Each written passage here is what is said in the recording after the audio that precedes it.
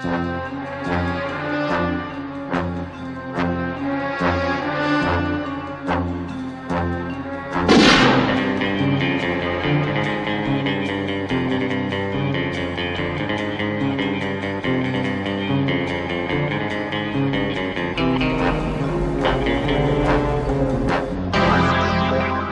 everyone, welcome to another James Bond review. This is episode 10, The Spy Lummy from 1977. So Roger Moore was 50 years old at the time of recording. So first of all, we have a British submarine crew, and the submarine's under attack for one of Stromberg's, massive ship he's created. He is the main villain. We'll get to him just a little bit later. And we jump to Moscow, and of course we've got General Gorgal, who is basically the Russian equivalent of M, played by Walter Gotell. This will not be his first appearance. He does make a frequent appearance throughout the Roger Moore and Timothy Dalton Bond film, which is definitely quite a nice link between the two films. So we hear they're not just British but also Russian submarine to also under attack from, well, they don't know it's Stromberg yet, the characters, but it is the general gist going on.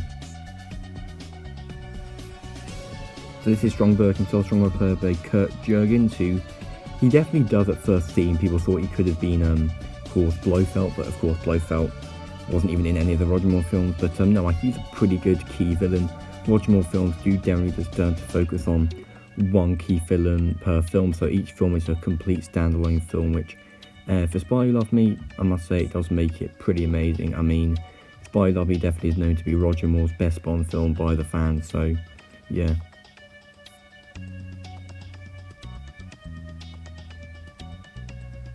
So we then find out that Stromberg is currently in some sort of underwater base, which, well, in case any of you haven't watched The Spy Who Loved Me yet, the whole gist of this film is that Stromberg wants to basically destroy the planet with nuclear bombs and annihilation, again linking to the Cold War. Of course, the Cold War was very present at this time. SALT II wasn't signed yet, which was signed in 1979. So yes, Stromberg just wants to wipe out the world and everyone will have to pay him lots of money to live on his underwater base, even though money will be worthless because there's no world left to live in. That's of course Jaws, played by Richard Kiel, who makes another appearance in Moonraker. He is probably the most well-liked Bond villain out of any Bond film, and yeah, he's a really good actor, and it does really give the film a lot of character. This is the first moment where Bond and Anya, played Barbara Bach, meet for the first time.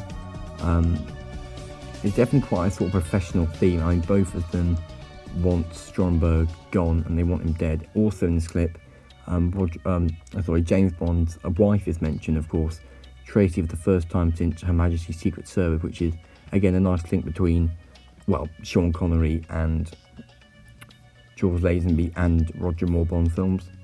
However, it's never mentioned again that he was married until I think The License to Kill.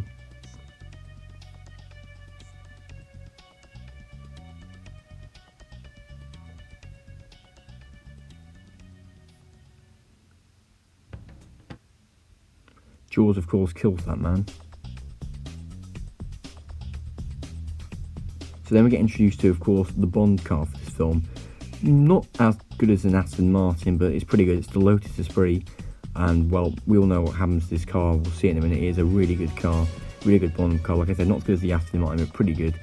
And yeah, given to them by Q, of course, who is again the same actor who has been in all of the other Bond films. So now Bond and Anya are basically disguised as kind of like, I guess, sort of like underwater marinists that are just interested in what Stromberg's doing.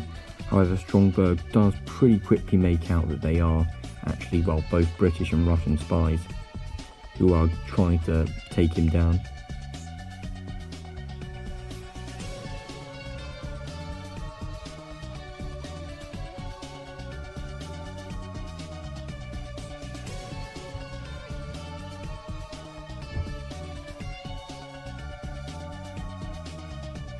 We're also, of course, introduced to his massive boat that he uses just to follow up other submarines and smaller ships. Stromberg tells Jaws that he wants both of them dead.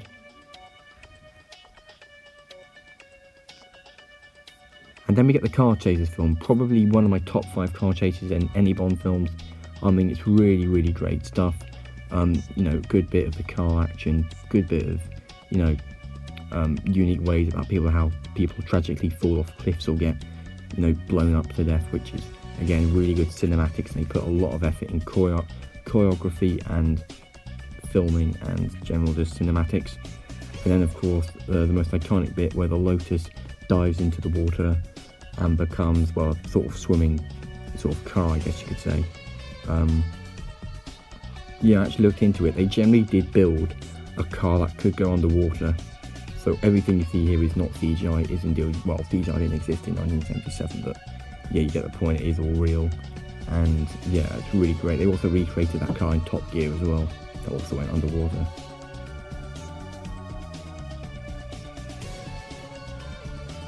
And it's got a good sort of cannon there, because it managed to blow up the helicopter. However, they must have travelled quite a distance in that car, because they somehow make it all the way to Stromberg kind of underwater base, which, I don't know, that must have been more than just a quick 200 yards away, so I'm not quite sure how that works. But anyway, no, it is still pretty interesting. I found that he does indeed have a submarine base, or submarine tracking device and base that he uses to kill other people, so it's good. Just generally some good facts that he knows.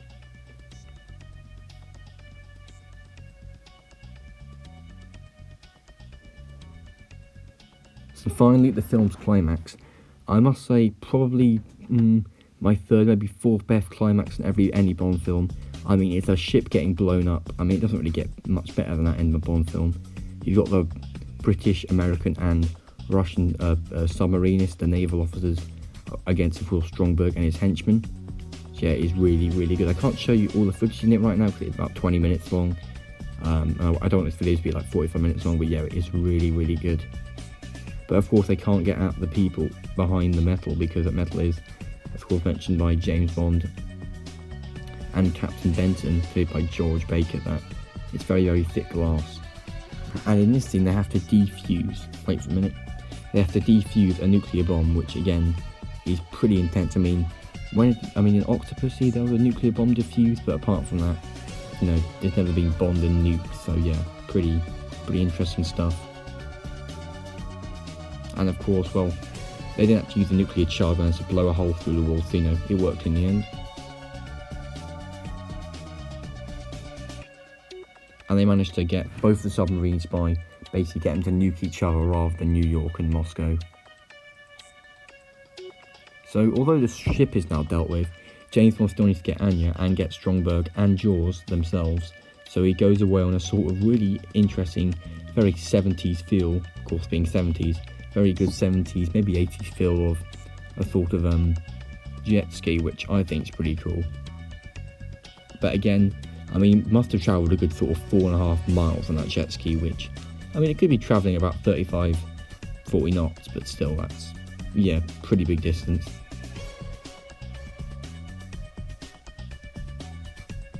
James Bond, of course, quite simply knocks out Stromberg. I mean, I'm pretty sure he just shot him below the legs there, but then he shoots him twice again. I don't know what it is with films and people wasting bullets. So James Bond then attempts to, of course, get rid of Jaws, but Jaws is too good for that. He manages to get his metal teeth onto the metal magnet, but Jaws simply takes out the shark. I mean, yeah, I don't think anyone was expecting that, to be fair, so that's a really, really good bit of, that he survived, and of course he's back in Moonraker, the next film. I mean, that's pretty much it in the film. Of course, James Bond never dies until No Time to Die, and James Bond and Anya manage to escape, and that's pretty much the end of the film. So I hope you enjoyed that, everyone. Please like and subscribe, and I will see you in my next video. Goodbye.